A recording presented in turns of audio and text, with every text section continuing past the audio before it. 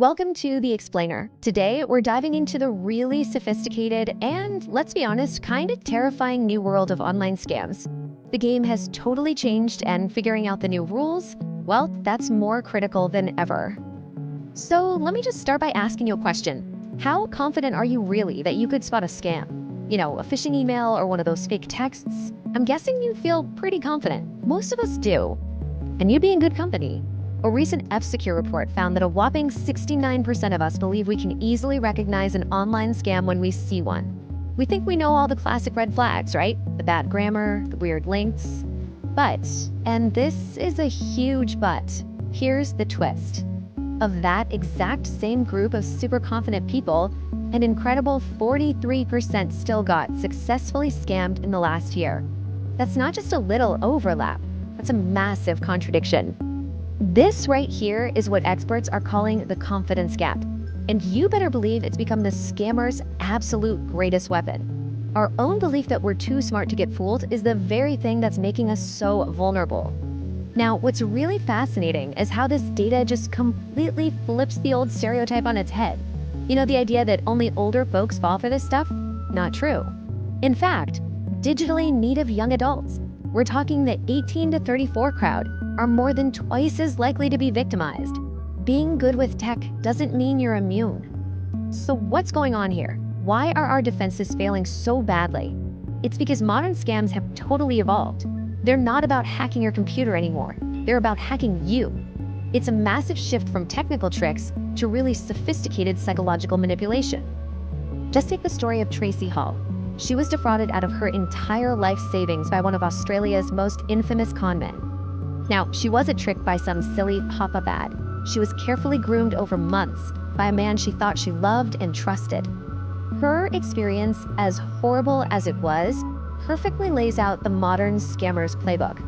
First, they create a fake persona that seems perfect for you. Then, they hit you with a ton of jargon and manufactured urgency to kind of short-circuit your rational brain. And just like Tracy said, they weaponize your own compassion, using basic human emotions like trust and love and fear against you with ice-cold precision. And this gets to the most crucial point. Being vulnerable to a scam has absolutely nothing to do with how smart you are. It has everything to do with being human. We are all hardwired with the very emotions that these scammers have become experts at exploiting. And just when we're starting to wrap our heads around this psychological warfare, scammers get a brand new, powerful tool that makes their cons even more believable: artificial intelligence. Okay, one of the most chilling new tactics is something called voice cloning. A criminal can take just a few seconds of audio, maybe from a social media video, and create a perfect replica of your kid's voice. Then they call you with that voice, crying in some kind of family emergency. The emotional punch is immediate, and it's devastating. And it doesn't stop there. AI is supercharging scams across the board. It can write flawless phishing emails with perfect grammar. It can create those hyper-realistic deepfake videos of celebrities telling you to buy into a fake investment. And it can scrape all your social media to personalize the attack so it feels like it's meant just for you. This huge leap in scam tactics isn't just some future threat we have to worry about. It has already led to a staggering, very real, and very painful financial cost all over the world. Get ready for this number. According to the FBI's latest internet crime report, a record-breaking $16.6 billion was lost to online scams in the US last year. That's billion with a B. To try and put that into perspective, that number is the result of more than 2,000 complaints flooding into the FBI's Internet Crime Complaint Center every single day. I mean, the scale of this is it's almost impossible to comprehend. And if you dig into the data, you see a really devastating picture. Remember how we saw that younger people get targeted more often?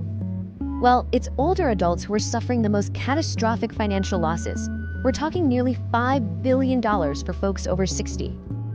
But look, every single age group is losing hundreds of millions, if not billion. And here is the most tragic part of this whole story. As massive as these numbers are, they're just the tip of the iceberg. It's estimated that a shocking 93% of scams are never even reported. Why? Mostly because victims feel this deep, paralyzing sense of shame, or they're afraid of being blamed for falling for it. So, in this new world where our own instincts can be used against us and our senses can be fooled by AI, how in the world do we fight back? How do we build a modern defense for a very modern threat? Well, the answer isn't another checklist of red flags to look for. The scams today are just too good for that. The solution is a fundamental shift in how we think about this. We need to move away from trying to spot the external trick and move toward building our own internal emotional resilience. So, how do we actually do that? How do we build up this stronger defense? Well, based on expert advice, here are 3 really powerful and simple ways you can start building that resilience today. First, just normalize hesitation. Scammers absolutely rely on creating a sense of urgency to make you act fast without thinking. Your best weapon against that is to just pause. Any request for money or your info that feels urgent or is highly emotional deserves a moment to just stop, breathe, and think it through. Second, learn to spot your own emotional triggers. So instead of asking, "Does this look fake?" start asking yourself, "How is this message making me feel?" If the answer is intense fear or wild excitement or even a sudden burst of love, that feeling itself is the new red flag. That's the part of you they're trying to attack. And finally, think of your personal awareness as a form of community protection. Talk about this stuff. Share what you've just learned. Ask your friends, your parents, your kids if they know about things like voice cloning. Breaking this silence and getting rid of the stigma is one of the most powerful things we can do. And really, that brings us to the final crucial thought here. The line between what's real and what's fake is blurring faster than we can even process. Building these new habits, hesitation, emotional awareness, and open conversation, it isn't just good advice anymore. It's becoming our absolute best defense for navigating the world we're living in right now.